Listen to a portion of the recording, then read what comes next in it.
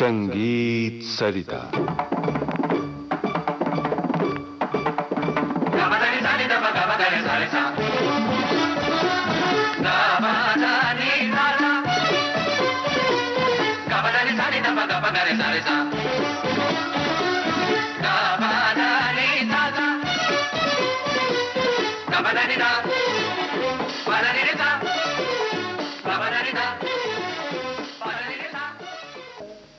बातें गजलों की प्रस्तुत है इस श्रृंखला की 9वीं कड़ी।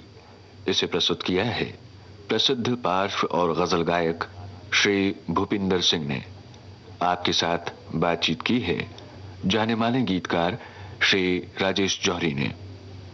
एक बेरंग सा मंजर है जहाँ तक सोचूं, एक बेरंग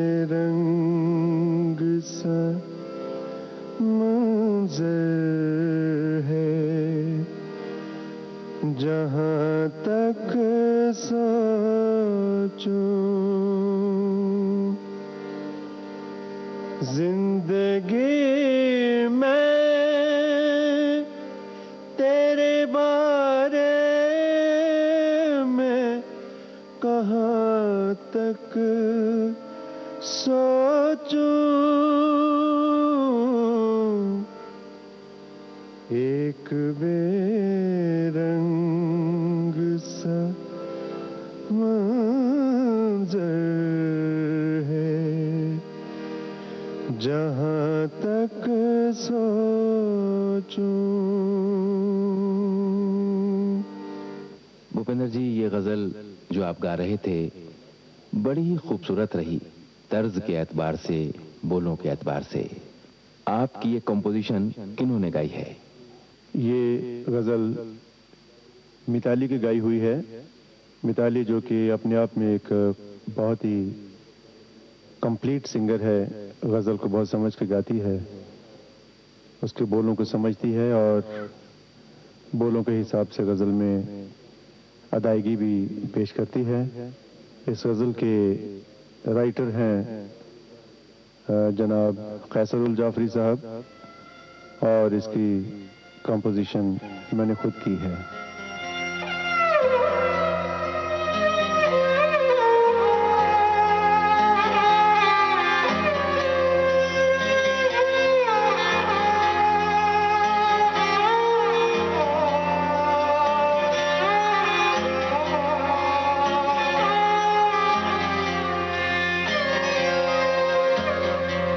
एक बेरंग सा मंजर है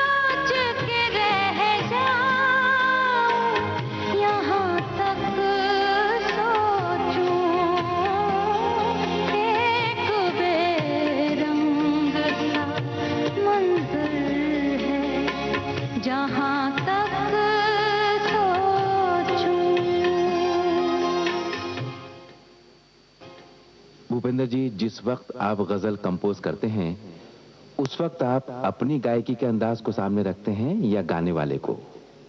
जब मैं गजल कंपोज करता हूँ अपने लिए तो खैर अलग बात है, मुझे अपना स्केल मालूम होता है, लेकिन जब किसी और के लिए कंपोज करनी हो तो ये ज़रूरी है कि जो उस गज़ल को गा रहा है या रही है उसकी रेंज क्या है, उसकी आवाज़ कहाँ तक जाती है ऊपर, और उसकी जो गायन शैली है वो क्या है, वो सब बातें दिमाग में रख के मैं कंपोज करता हूँ। क्योंकि सिर्फ अपने ही हिसाब से गज़ल कंपोज करके किसी भी आर्टिस्ट से गवा देने में वो मज़ा नहीं है, वो उसका असर जो है वो मिलता नहीं है।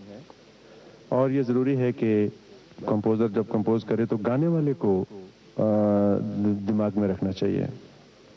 इस बात के लिए मिसाल के तौर पर आप कौन सी गजल पेश करना चाहते हैं? अभी जैसे कि मैंने कुछ दिन पहले ही, हमारी एक बहुत अच्छी कलाकारा हैं छाया गांगुली, उनका जो रेंज है वो इतना ज़्यादा ऊपर नहीं जाता है, लेकिन जब ये गज़ल मैंने उनके लिए कंपोज की तो बाकायदा उनकी रेंज और उनका जो गाने का जो स्टाइल है वो बिल्कुल मेरे सामने था। और सही बात है कि उन्होंने उस गज़ल के साथ बहुत इंसाफ किया। गज़ल के बोल जनाब ज़मीर काज़मी साहब के लिखे हुए हैं और इसकी कंपोजिशन तो जैसे मैंने कहा कि मैंने की, और बोल हैं इसके, समंदरों पे बरस के निकल गए बादल, समंदरों पे बरस के निकल गए बादल, फिर आज जान के रास्ता बदल गए बादल।